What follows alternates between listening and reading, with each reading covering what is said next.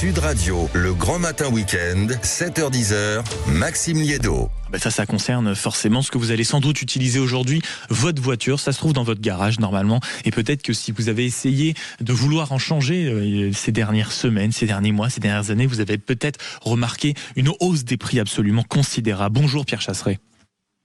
Bonjour. Merci beaucoup d'être avec nous. Vous êtes le délégué général de 40 millions d'automobilistes. Je donnais les prix tout à l'heure. 45% de plus sur les voitures neuves en 10 ans, alors que l'inflation n'a progressé que de 17%. Comment on explique une telle envolée ? Oui, c'est incroyable. Alors elle s'explique cette envolée du marché par plusieurs facteurs. Déjà, on vend de plus en plus de modèles de type SUV. Et il faut savoir que les SUV coûtent en moyenne beaucoup plus cher que les véhicules de type traditionnel. Donc ça, c'est la première partie, c'est dû au choix de l'acquéreur. La deuxième partie, c'était l'envolée aussi du prix des pièces. C'est-à-dire qu'on l'a vu notamment après l'après-Covid, on a vu que la valeur des véhicules et des pièces, notamment autour des semi-conducteurs, on a eu une grande crise des semi-conducteurs dans les voitures. Qui sont, pour ceux qui ne le savent pas, et je pense à ceux qui nous écoutent, pardonnez-moi Pierre Chasseret, les semi-conducteurs à 95%, c'est asiatique. Exactement. Je prenais cet exemple parce qu'on se souvient de cette crise qui empêchait les véhicules d'être produits, une toute petite pièce de la taille d'une puce sur une carte bleue. Et l'envolée des prix du marché touche aussi les pièces auto. Ensuite, on a encore un autre point. C'est que derrière, on a eu aussi donc l'engouement pour le SUV, on a eu les pièces, l'envolée des pièces. Et puis derrière, on a quelque chose de très simple, c'est la volonté de passer à l'électrique. Qu'est-ce qui s'est passé avec l'électrification des véhicules ?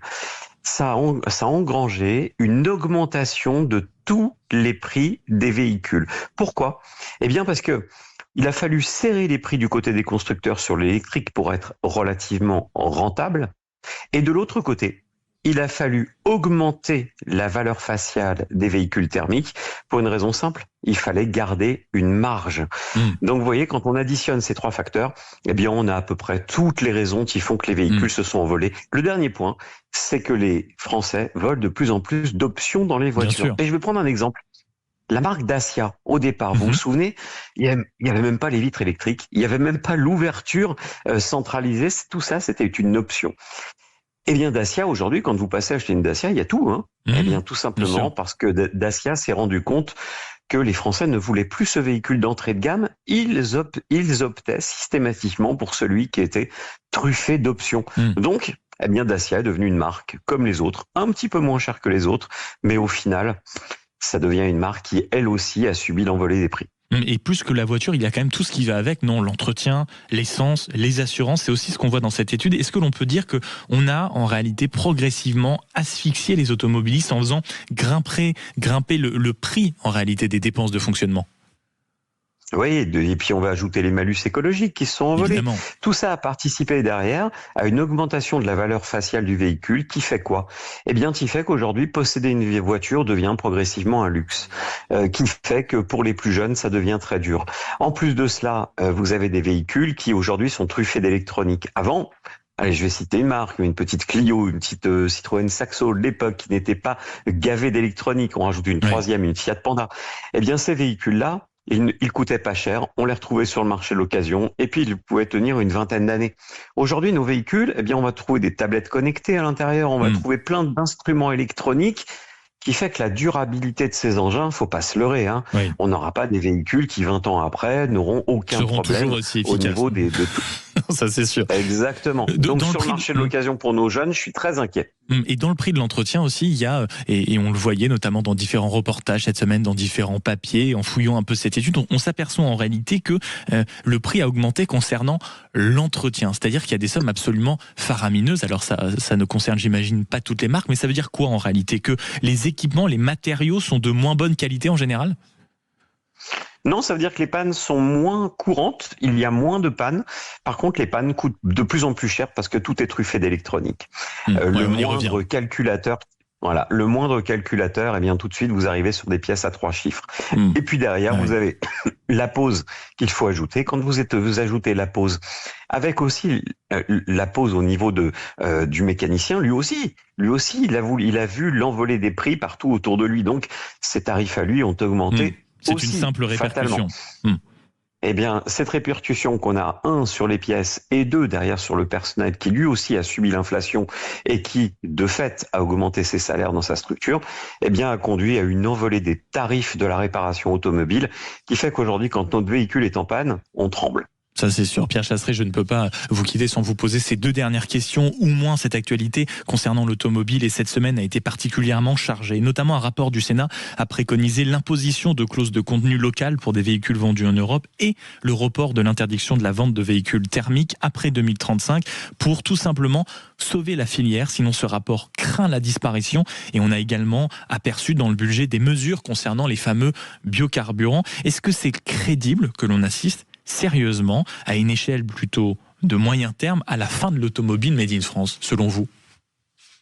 Franchement, oui, parce que on voit bien que le continent.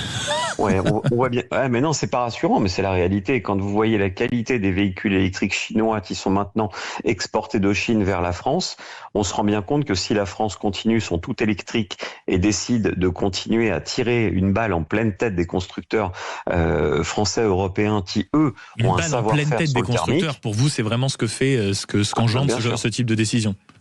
Ah mais c'est une évidence, On va flinguer l'intégralité de notre filière, l'intégralité des emplois, parce que sur les véhicules électriques, c'est facile, même aujourd'hui.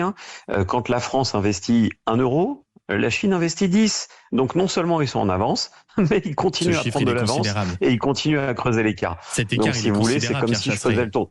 Pardon, 1 euro d'investi en France, 10 euros en Chine, c'est monstrueux comme écart. C'est monstrueux. En fait, je vais résumer le truc. C'est comme si je décidais de gagner le Tour de France contre Tadej Pogačar. J'ai aucune chance. Je ne connais pas votre niveau en vélo, mon cher Pierre, donc je ne peux même pas avoir cette comparaison. Une dernière question encore. Est-ce que quand on voit toutes ces normes, tous ces empêchements, les prix qui montent, les prévisions qui, quand on vous entend, en effet, ne sont pas excessivement joyeuses, la bagnole aujourd'hui, est-ce qu'elle peut encore être considérée comme le moyen de locomotion, celui qui donnait la liberté de se déplacer, comme on disait dans le temps?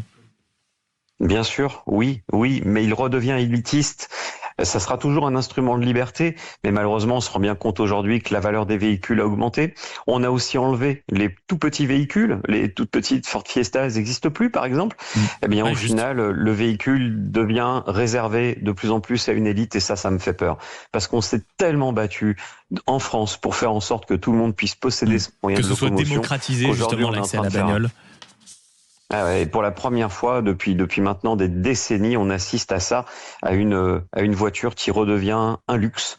Et ça, c'est l'inverse quand même de la société moderne. Normalement, le principe, c'est que tout le monde puisse se payer la mobilité, non ?